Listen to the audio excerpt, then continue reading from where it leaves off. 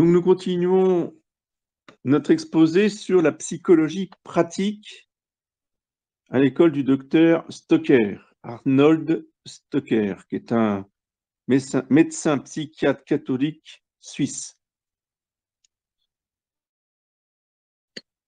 Donc, l'engagement dans la vie. La personne humaine, c'est-à-dire dans le petit schéma que je vous ai fait la dernière fois, les ABC et puis la deuxième colonne A', B', C'. Donc A', B', C', on avait dit que c'était la personne humaine concrète. ABC, c'était la nature ou l'essence de la nature humaine. Donc la personne humaine établit une relation de sujet à objet avec les êtres qui l'entourent. Donc les choses qui sont devant moi sont des objets, et moi, par rapport à ces choses, je suis un sujet. Alors ça peut être des choses, ça peut être des plantes, ça peut être des animaux, ça peut être des êtres humains. Or, ces rapports varient selon les 3 paliers de la personne. Spécialement donc lorsqu'il s'agit des êtres humains, mais pas seulement. Donc le premier palier, le plus haut, le plus noble, je vous rappelle, c'était le A, l'amour spirituel. Eh bien, à ce niveau-là d'amour spirituel, la relation va du sujet vers l'objet. C'est pour ça que dans le petit schéma que je vous ai mis sur le groupe, en photo, que vous pouvez vous rapporter pour suivre mes propos, eh bien, il y a une flèche du S vers le haut, du sujet vers l'objet.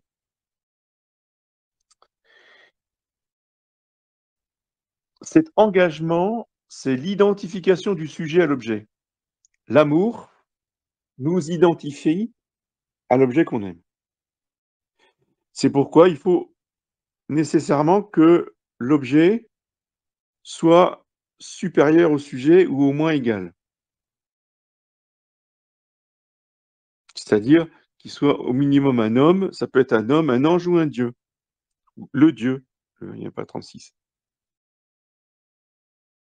Deuxième engagement, au niveau du B',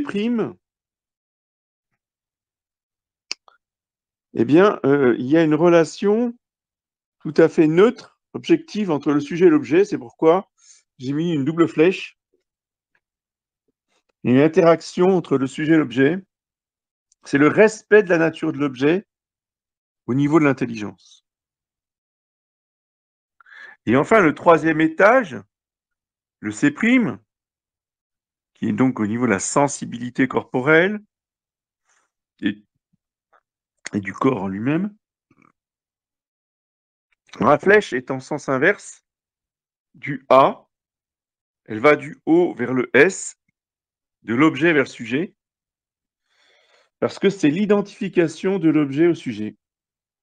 Identification qui va jusque l'assimilation et la digestion.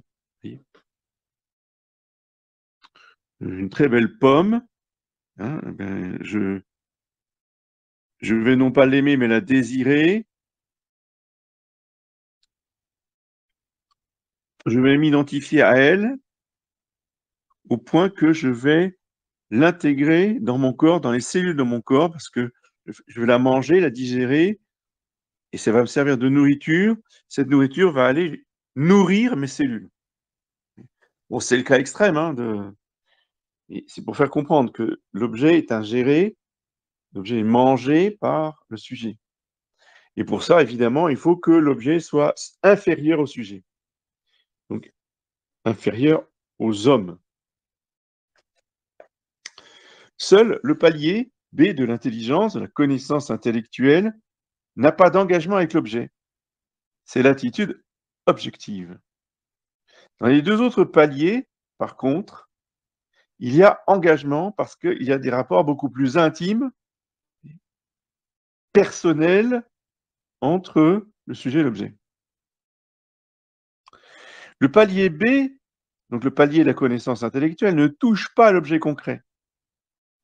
Il le respecte, entre guillemets. Par l'abstraction, l'intelligence en comprend la quiddité ou la nature. Hein, je vous renvoie au cours sur la connaissance intellectuelle par abstraction. Donc cette connaissance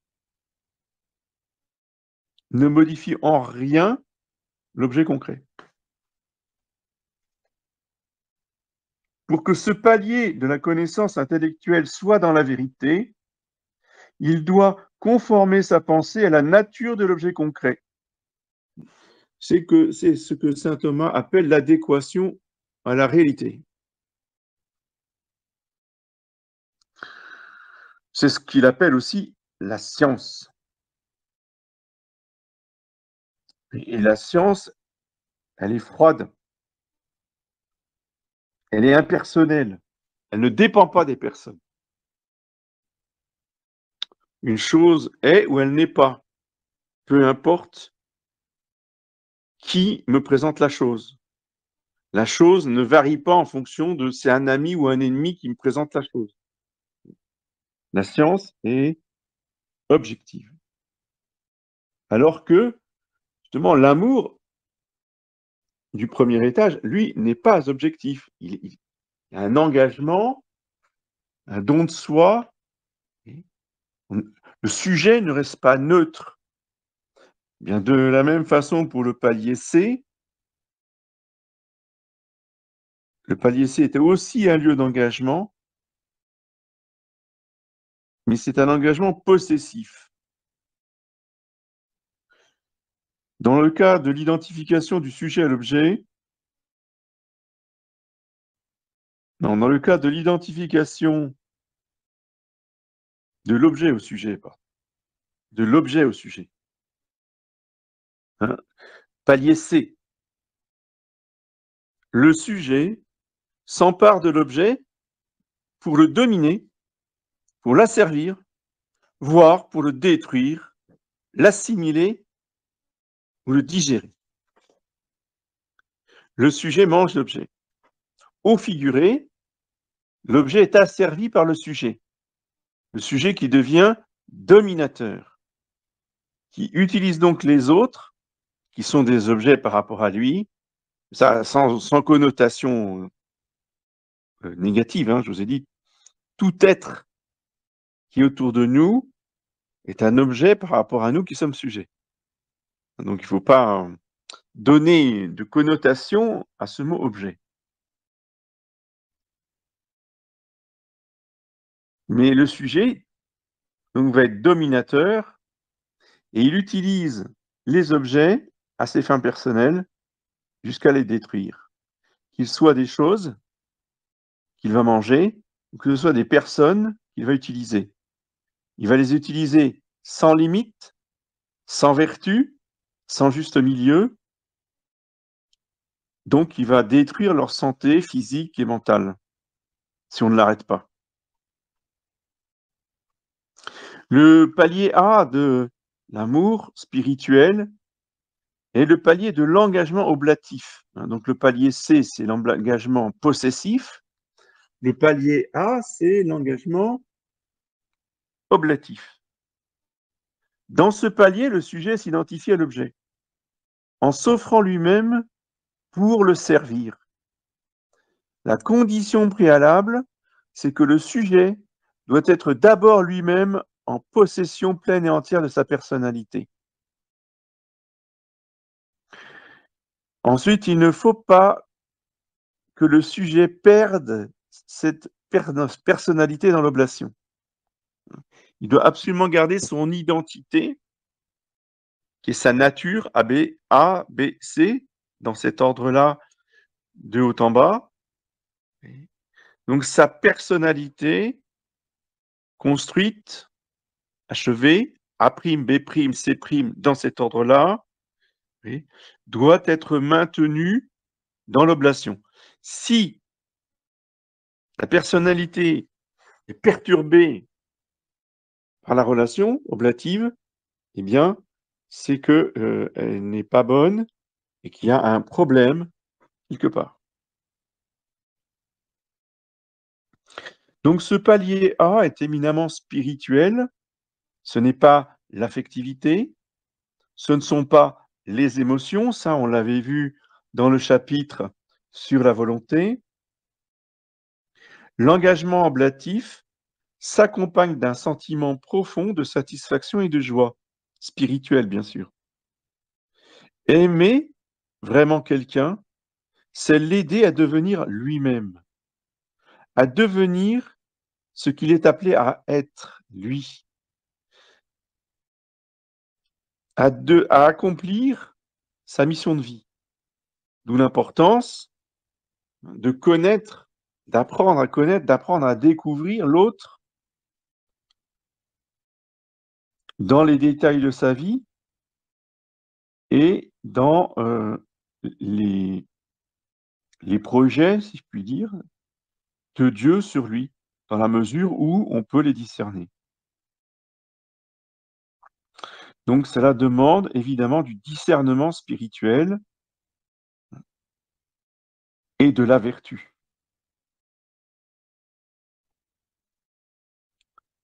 L'engagement oblatif consiste à se mettre à la place de l'autre. C'est pour ça qu'on a défini cet engagement comme une identification du sujet à l'objet. On se met à la place de l'autre. Et on cherche son bien comme si c'était le nôtre. Ce que l'acte de charité exprime par ses paroles, aimer le prochain comme soi-même. Le sujet a pour but de servir l'autre et non pas de l'asservir. Cela nécessite que le sujet paye de sa personne. C'est un engagement qui exige des sacrifices, un oubli de soi. C'est l'engagement des professeurs, des éducateurs, des parents, des psychologues, des soignants, des prêtres, de tous ceux qui s'occupent des autres, hein, pour les aider de quelque manière que ce soit.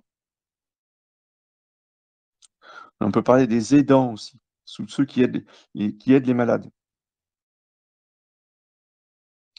Pour pouvoir établir des relations personnelles véritables, il faut que les autres soient des personnes authentiques, c'est-à-dire des personnes fidèles à leur essence, à leur nature humaine, A, B, C, dans cet ordre-là. Sinon, il n'y a pas de relation interpersonnelle possible.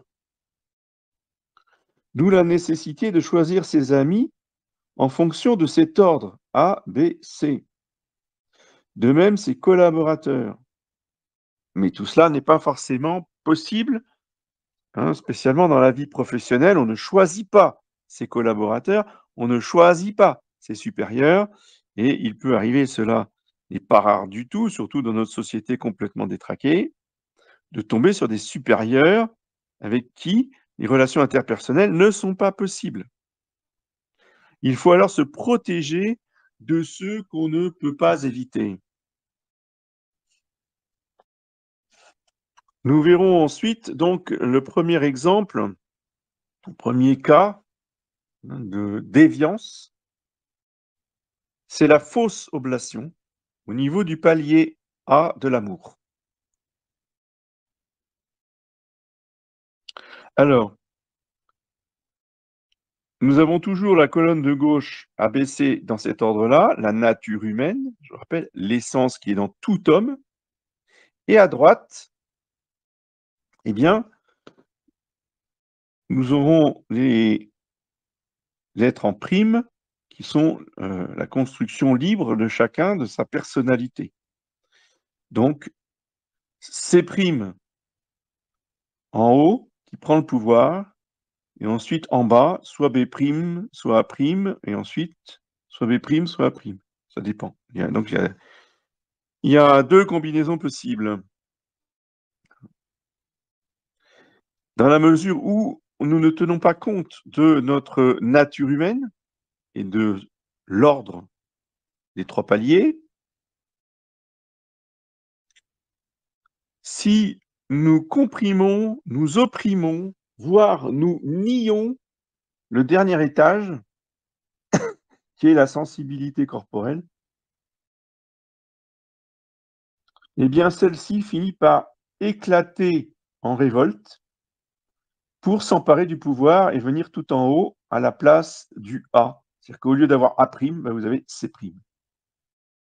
Cela, eh bien, c'est incarné dans des exemples historiques très connus, hein, les jansénistes, les calvinistes, les puritains, les cathares, et j'en oublie, il y en a forcément d'autres. Mais ceux-là nous sont très connus, enfin, ils sont dans tous les livres d'histoire, vous voyez. Surtout les cathares, hein, qui disaient que la chair avait été créée par Satan et l'âme avait été créée par Dieu.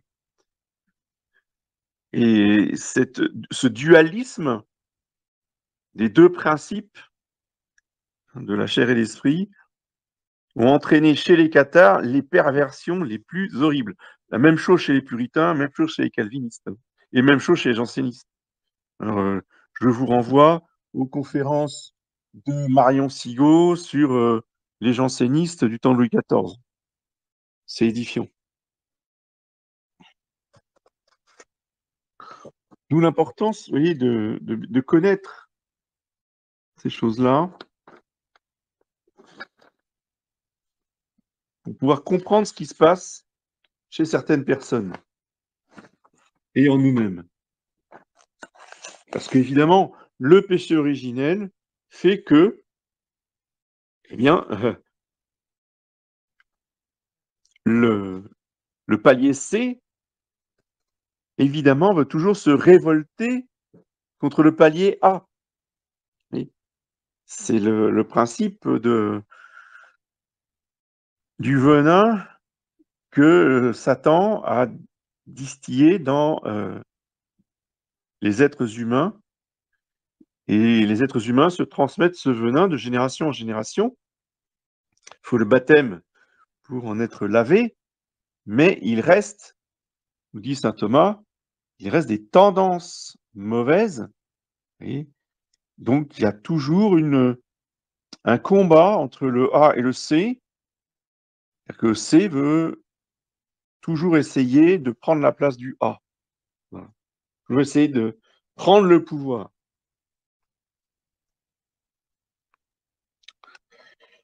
Et cela donne évidemment un amour possessif. Et ce n'est plus un amour. Hein. Le C n'est pas un amour. On le dit dans le langage courant. Dans le langage courant, on dit j'aime le chocolat. C'est-à-dire j'aime manger le chocolat, digérer le chocolat et m'assimiler le chocolat. Mais ça, c'est pas de l'amour. Ça, c'est du désir, on ne peut plus corporel. Hein.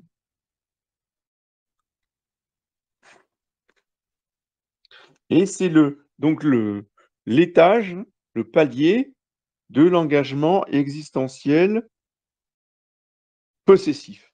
Quand il monte au premier étage, quand il prend le pouvoir, quand il commande la personnalité déviante, alors nous avons affaire à un engagement existentiel aberrant.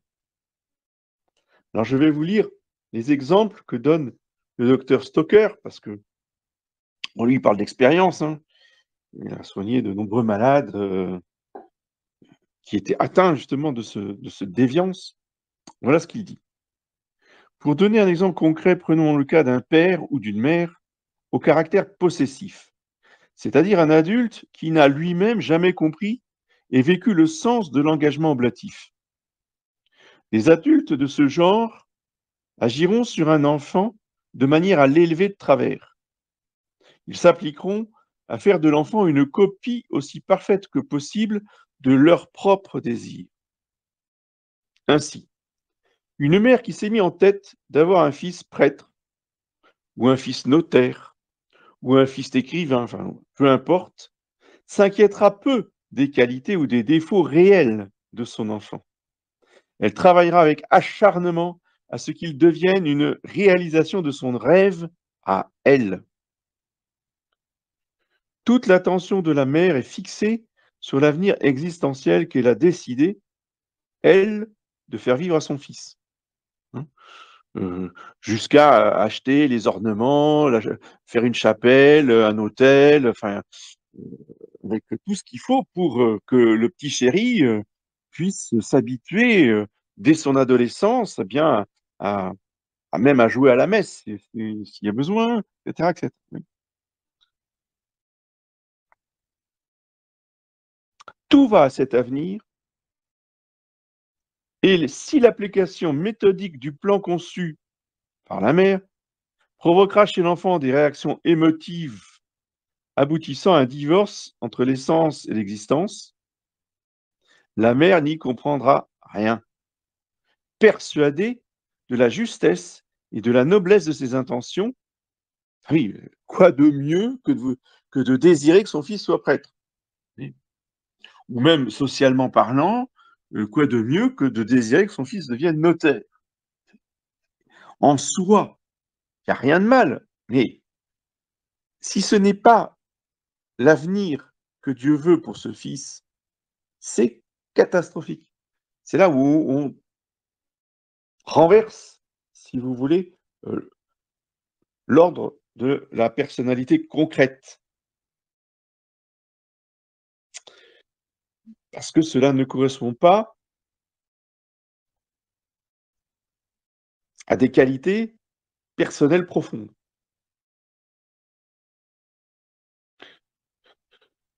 Donc si l'enfant se refuse de jouer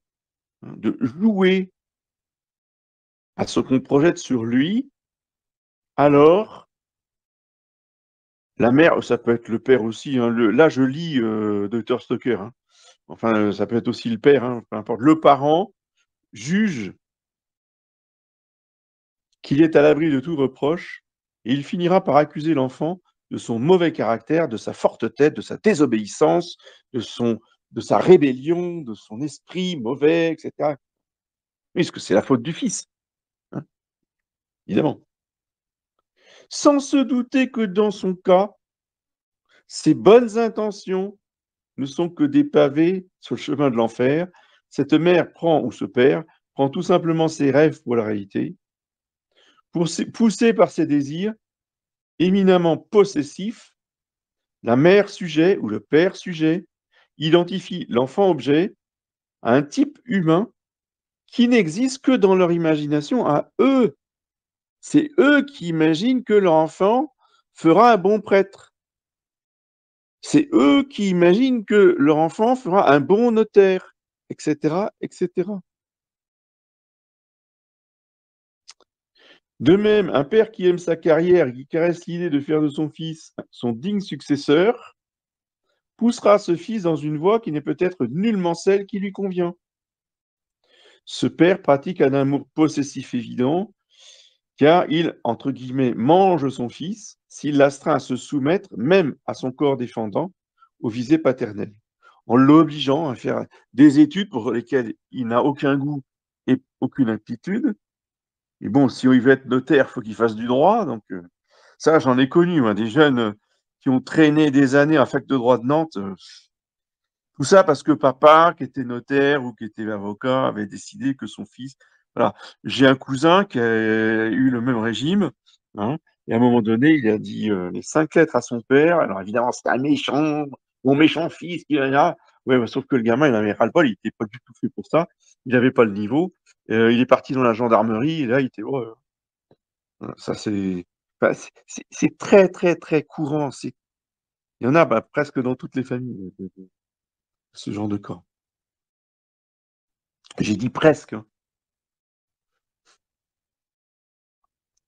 Donc, guidé par le désir d'identifier l'objet de son amour, l'enfant, au sujet aimant, c'est-à-dire la carrière du père, il aboutit à un résultat qui, s'il n'est pas toujours désastreux, peut avoir des suites fâcheuses. Le développement de l'enfant sera faussé, la personnalité ne sera pas épanouie, et cela sera un handicap dans sa vie d'adulte.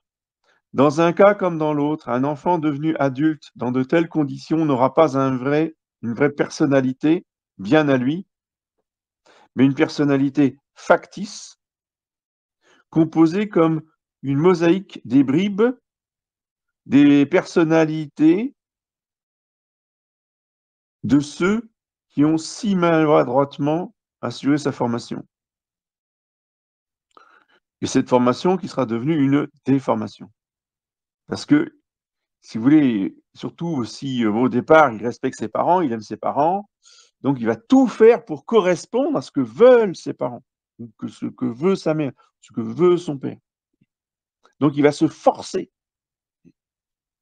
Et le fait qu'il se force comme ça, alors que ce n'est pas du tout sa destinée personnelle, eh bien ça déforme la personnalité.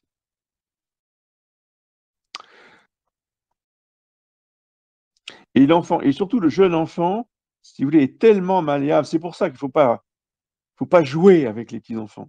Il faut pas jamais dire à un petit enfant: «Oh toi, tu seras moine. Oui, toi, tu seras prêtre, bien sûr. Toi, tu seras agriculteur». On n'en sait strictement rien. On ne connaît pas la volonté de Dieu sur ces petits enfants. Et les petits enfants, de toute façon, eux, ils sont, complètement dans cette, dynamique. Ils seront trop contents de faire plaisir à l'adulte, vous voyez? Parce que, ça fait partie de l'étape, hein. Ils veulent tous faire ce que comme papa, ou les filles, elles veulent tous faire comme maman, heu, donc il faut surtout pas jouer avec ça. Mais leur dire, si vous voulez, le plus tôt possible: «Tu feras ce que le bon Dieu veut que tu fasses». Parce que le bon Dieu, il sait ce qui est bon pour toi. Mmh.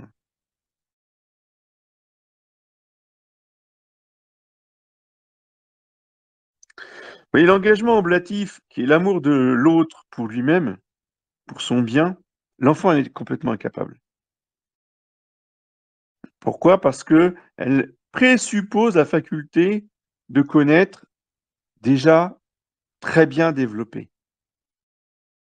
Donc l'engagement oblatif n'arrive qu'à l'âge adulte, même jeune adulte, enfin ça peut être 18 ans, 20 ans, ça commence déjà à se former là, et pas à 8 ans, vous voyez? C'est pas vrai.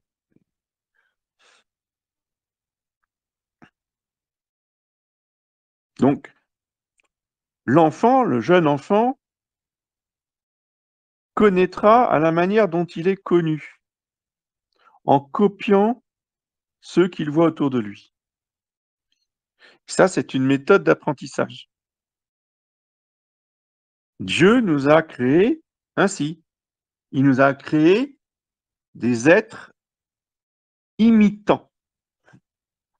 Et c'est en imitant ses parents que le petit enfant commence, eh bien, à se développer, à se construire. Vous voyez?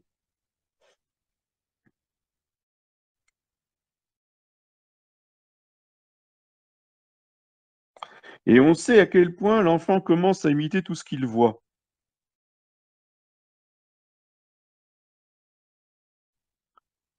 Par ailleurs, ce qui est premier, primordial et le plus développé chez lui, c'est l'imagination fabulatrice. Mmh. C'est extraordinaire quand on les écoute, hein, qu'est-ce qu'ils peuvent raconter comme idiotie hallucinante, quoi. Je veux dire, c'est on se croit en plein film de fiction ou en dessin dans des dessins animés qu'ils créent eux-mêmes, quoi. Ils ont une imagination absolument débordante. Donc ce qui est bien en soi, je veux dire, faut les laisser, mais heu, ça fait partie d'une étape. Je veux dire, justement, il ne faut pas perturber ces enfants-là à cet âge-là avec des idées, de devenir prêtre, de devenir notaire ou de devenir médecin, hein. Ça n'a pas de sens. Pourquoi? Parce que loin de respecter l'objet, loin de respecter la réalité, l'enfant le transforme, hein, pour y trouver ce qu'il désire. Bon, il a un bout de bois et lui, il veut un fusil. Il y a pas de problème, le bout de bois va être transformé en fusil, hein. Tous les enfants jouent comme ça.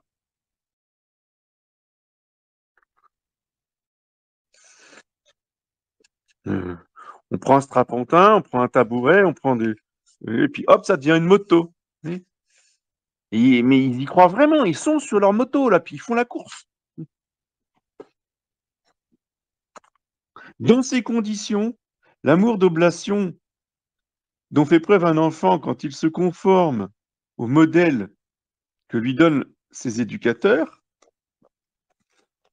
cette identification du sujet à l'objet n'est qu'une fausse oblation. Ce n'est qu'une copie plus ou moins réussie, et cette copie équivaut plutôt à une identification de l'objet au sujet,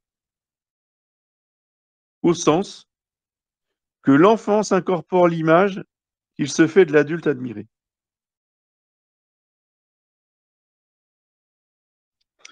À l'âge dont nous parlons, l'enfant n'a pas encore franchi le stade du possessif. Le stade de l'enfant, c'est l'amour possessif. C'est pour ça que dès qu'il voit quelque chose, pour le connaître, il met à la bouche, il mange. Et c'est tout. Il veut goûter, il veut sentir, il veut toucher, voilà. C'est pour ça qu'il marche à quatre pattes d'ailleurs, hein. C'est le côté animal, c'est le palier C qui prend toute la place. Ça ne veut pas dire que les autres paliers n'existent pas, mais ils ne sont pas actués. Ils ne sont pas passés à l'acte. Ce qui passe à l'acte, dans les premières années, évidemment, c'est manger, dormir, boire, téter, etc., etc., hein. Donc, on est au niveau totalement possessif. À cet âge, il ne peut s'intéresser même aux qualités ou aux défauts des autres.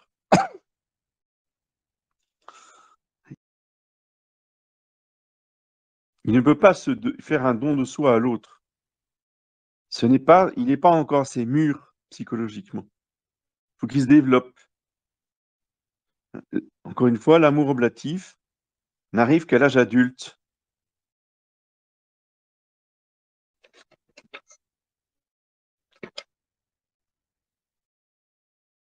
Ce n'est que lorsque la formation du futur adulte a été faussée qu'une introjection se produit. De ce fait, la personne authentique n'arrive pas à se constituer. Un homme ainsi fourvoyé, c'est toujours le docteur Stoker qui parle, un homme ainsi fourvoyé qui vit de l'existence d'un autre ne saurait être qu'une imitation, il n'est pas lui-même. Loin d'atteindre à une sorte de surmoi freudien, il n'est même pas un homme authentique, tout court.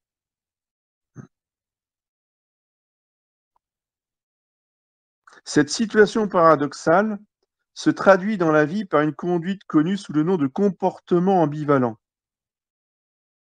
Le terme ambivalence a été forgé pour désigner l'existence de réactions affectives, en même temps positives et négatives, à l'égard d'un même objet. Voilà. Alors ça, c'est malheureusement très courant, et on a une caricature nationale connue de tous, c'est Emmanuel Macron. Le « en même temps », c'est ça. C'est en même temps je vous déteste, en même temps je vous aime. Ça, c'est la marque d'une personnalité pathologique.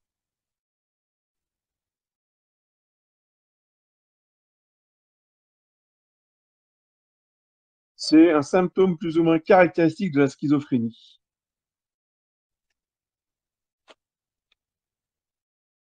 L'ambivalence atteint un degré qui dépasse les limites du normal. Aussi est-elle considérée, je vous ai dit, comme un symptôme de maladie mentale. Mais il y a aussi une ambivalence que l'on peut observer dans les limites du normal. Donc on ne parle plus d'Emmanuel Macron, mais on parle de gens qui sont franchement louches, quoi, vous voyez, incompréhensibles, parce que à la fois ils vous aiment, à la fois ils vous détestent.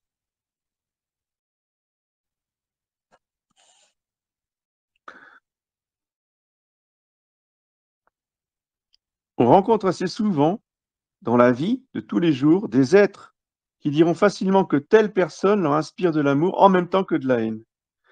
C'est le cas notamment d'innombrables adolescents ou jeunes gens, jeunes filles, qui se laissent aller à des confidences. Ils parlent de leur ambivalence sans la nommer, et dans leur cas, ce sont presque toujours les parents qui en sont l'objet. À quoi tient cette ambivalence? Elle est la suite du traitement qu'a subi le sujet qui la présente. Chez un tel sujet, il se produit un dédoublement qui indique, à côté de manifestations qui reflètent la déformation, les inspirations de l'essence à se faire valoir dans l'ordre et surtout le désir de cette essence d'inspirer, elle, la personnalité authentique. Elle veut opposer à la fausse personnalité fabriquée du dehors une personnalité qui tire son origine du dedans. Oui. Et j'avoue que j'ai rarement vu une telle description de la crise d'adolescence, enfin la crise entre guillemets, oui, de, des difficultés que le jeune a à construire sa personnalité adulte, oui, en sortant de l'enfance. Tout le monde passe par cette ambivalence plus ou moins euh, marquée. Cela tient au fait que hein, la personnalité concrète est très fragile. L'adolescent est fragile. Elle est fragile, n'est pas très stable. Vous voyez, elle subit les assauts, les coups de boutoir de la passion, que ce soit pour les garçons ou pour les filles. Hein. Et cela est douloureux et cela est problématique, d'où l'importance de la confession régulière, etc. Vous voyez. Mais psychologiquement, c'est ça. Il y a un combat entre la nature humaine dans l'ordre et la personnalité qui essaye de se construire.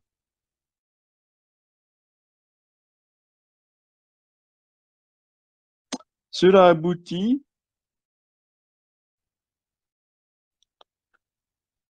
à un vague malaise, une indécision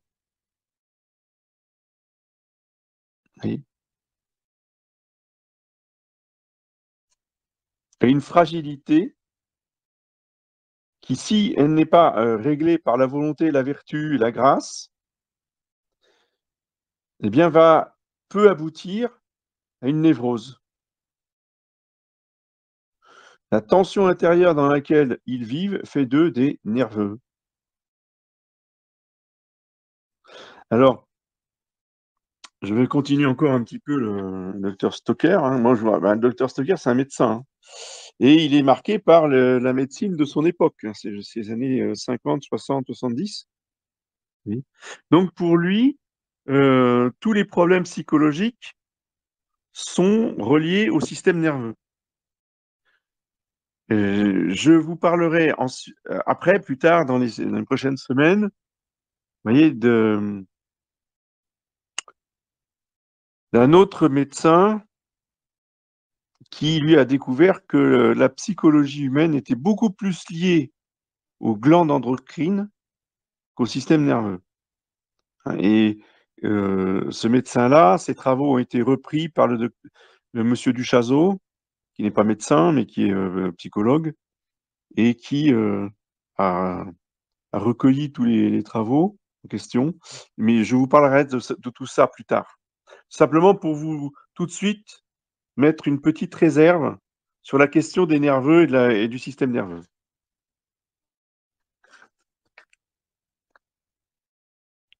Donc, on a parlé à ce propos de constitution émotive, nous dit le docteur Stoker. Sans contester la possibilité d'une telle constitution émotive, qui n'est en réalité qu'un état somatique grevé par des tares héréditaires, nous pensons que chez les nerveux, leur nervosité est due à la tension créée par l'ambivalence. Certainement, c'est évident que ça joue un rôle. Ça n'explique pas tout. Voilà, c'est ça que je veux dire. Ça n'explique pas tout, mais c'est important d'en tenir compte dans le diagnostic ou l'analyse.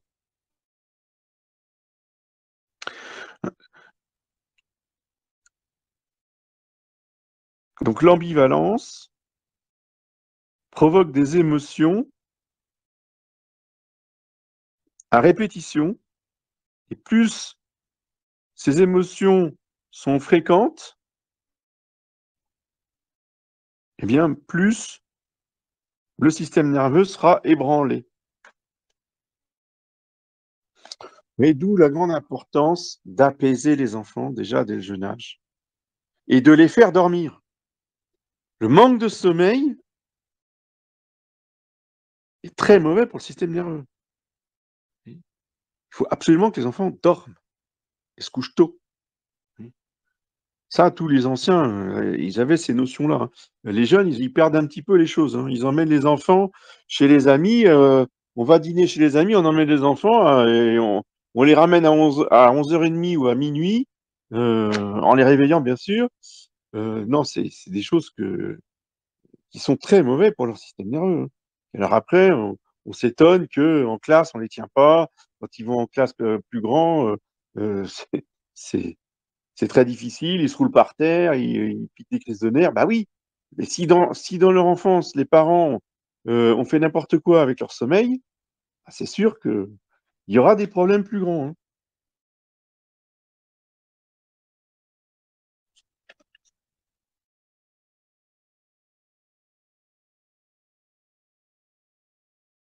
Est-ce qu'il y a des questions?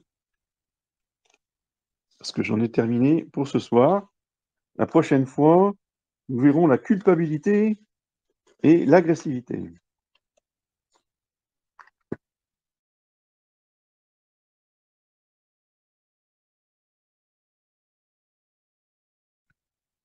Bien, bah, je vous dis bonsoir et puis à la semaine prochaine.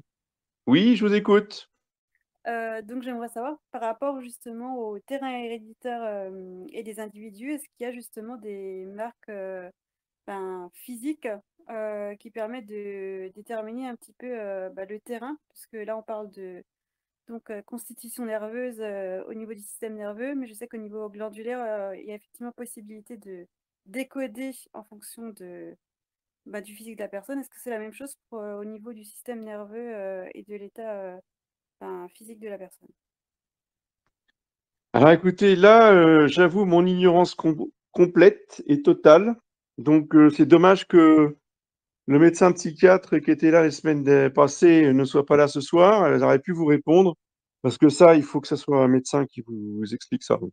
J'en sais rien, c'est possible, mais là-dessus, il n'y a qu'un médecin qui peut vous le dire. Merci. Voilà, je vous dis bonsoir.